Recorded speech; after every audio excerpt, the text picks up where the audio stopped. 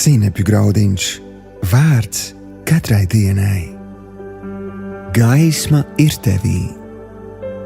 Šodienas rakstu vieta.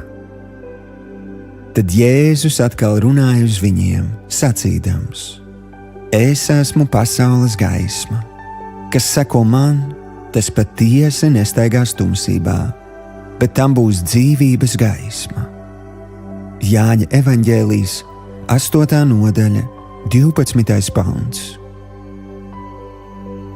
Šodienas pārdomas. Tumšos laikos, kad paspīd cerības stariņš, cilvēki mēdz teikt: Es redzu gaismu tuneļa galā. Kādi sarkastiski joko sacīdami: Vai esi pārliecināts, ka tas nav pretīm nākošs vilciens? Tumši laiki ir daļa no šīs dzīves ceļojuma. Taču ir kaut kas, kas grūtībās mūs, kristiešus, atšķir no citiem. Lai arī kur mēs nonāktu, ar ko saskartos, ar mums vienmēr ir Jēzus.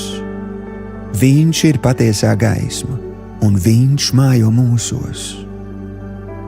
Draugs, Jēzus tevi ir izvedis no tumsas, savā brīnišķīgajā gaismā.